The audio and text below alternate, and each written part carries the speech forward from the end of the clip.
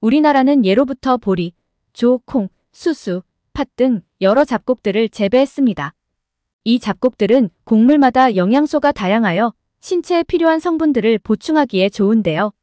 과거에는 잡곡이 쌀보다 저렴했기 때문에 경제적인 이유로 소비량이 많다가 삶의 질이 향상되면서 주식이 쌀로 대체되었고, 현대에 들어서는 건강식으로 건강한 식습관을 추구해 백미와 잡곡을 섞어 만든 잡곡밥을 찾는 사람이 많아졌습니다.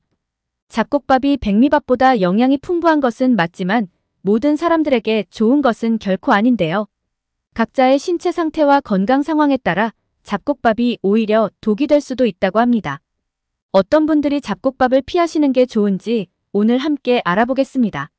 무병장수 100세까지 채널은 우리 시청자분들의 건강을 위해 열심히 연구하고 조사했으니 오늘 영상을 끝까지 시청해주시고 좋은 정보 많이 알아가셨으면 좋겠습니다. 아직 구독하지 않으신 분들은 구독도 함께 눌러주세요. 우리가 대표적으로 먹는 잡곡들은 어떤 효능들이 있는지 빠르게 알아보겠습니다. 첫 번째로 잡곡 중 대표적인 잡곡인 현미에 대해 알아보겠습니다. 현미는 백미에 없는 쌀겨와 배아 부분이 있어 우리 몸에 좋은 영양소가 매우 풍부하게 들어있습니다. 현미는 단백질, 미네랄 등의 영양소가 풍부하고 GI 지수가 낮은 식품이기 때문에 혈당이 급격히 오르는 것을 억제해주어 당이 있으신 분들에게 추천되는 식품입니다.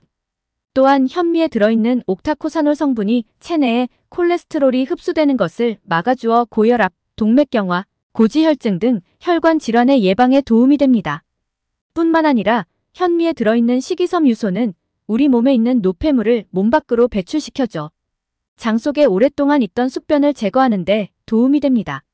두 번째로 우리가 자주 먹는 잡곡 중 수수도 있는데요. 수수의 건강 효능은 붉은색에 담겨 있다고 합니다.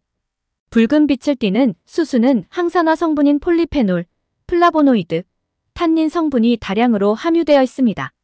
그리고 수수는 한방에서 불의 기운으로 따뜻한 음식으로 분류되는데 이러한 성질은 심장과 순환계 기능을 활발하게 해주고 혈액을 순조롭게 돌게 해 원기 회복에 도움이 된다고 합니다.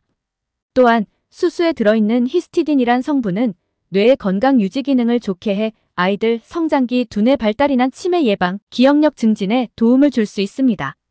그리고 수수는 항바이러스 효과가 뛰어나 감기를 비롯한 질병 예방에도 효과가 있습니다. 세 번째로 4대 작물 중 하나인 보리에 대해 알아보자면 동의보감에서 보리가 기록되어 있는 내용을 보면 성질이 따뜻하고 독이 없으며 기를 보하고 오장을 실하게 한다라고 되어 있습니다.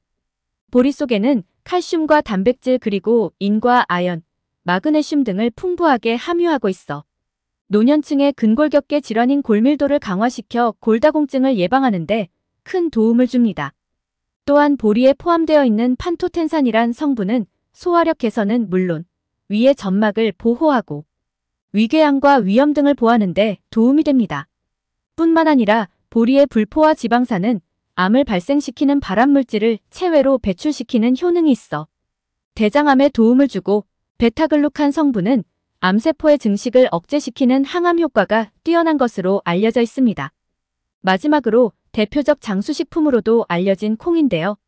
콩에 함유된 단백질의 양은 농작물 중 최고이며 육류와 비교해도 부족함이 없습니다. 단백질뿐만 아니라 탄수화물, 지방 등이 풍부하여 이런 풍부한 영양 덕분에 대표적 장수식품으로 알려져 있습니다. 또한 콩에 많이 함유되어 있는 이소플라본은 여성 호르몬인 에스트로겐과 유사한 성분이기 때문에 불균형한 호르몬 분비로 인한 갱년기 증상을 완화시키고 유방암의 위험을 오히려 낮출 수 있다고 합니다.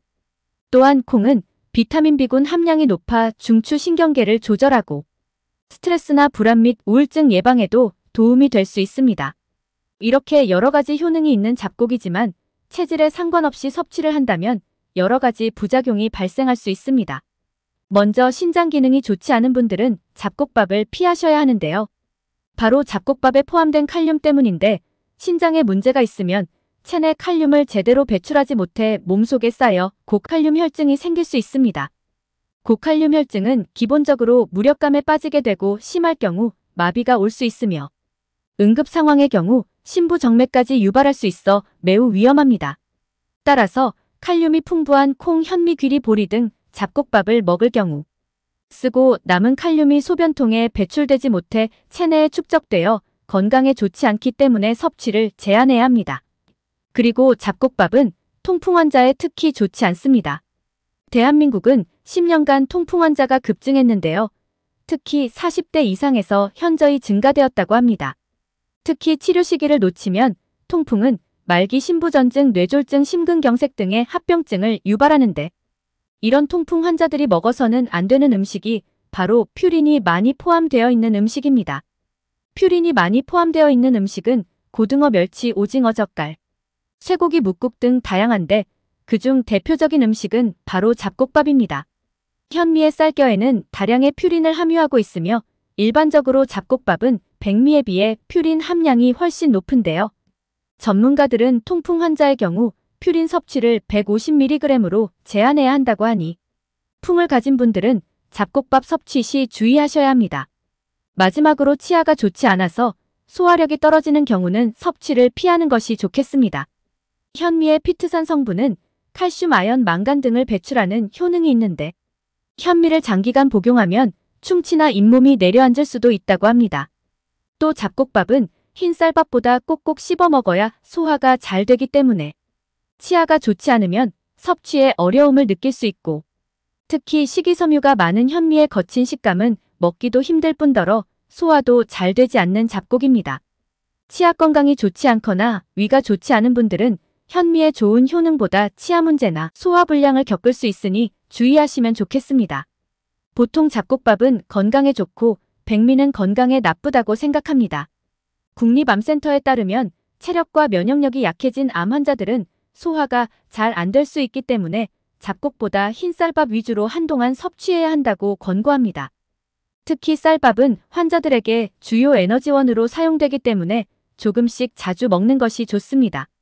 그 밖에도 잡곡에 공통적으로 풍부하게 들어있는 식이섬유는 잡곡으로만 밥을 지을 경우에 한 공기 기준 15g에서 20g으로 증가합니다. 한국영양학회에 따르면 하루 식이섬유 섭취 권장량은 성인 기준 25g 정도가 권장되는데 따라서 2끼 이상 잡곡밥을 먹을 경우 권장 식이섬유량이 훌쩍 넘어가게 됩니다. 식이섬유를 적정량 섭취할 경우 소화를 돕고 변비 예방에 효과적이며 혈당을 조절해주어 건강에 큰 도움이 되지만 과다 섭취 시엔 오히려 비타민, 단백질, 미네랄의 흡수 저하가 나타나고 복부 팽만감으로 인해 복통을 유발할 수 있습니다. 이렇듯 자신의 체질에 따라서 잡곡밥, 백미를 조절해서 드시는 것이 좋겠습니다. 오늘 영상을 주변의 소중한 사람들에게도 공유해주세요.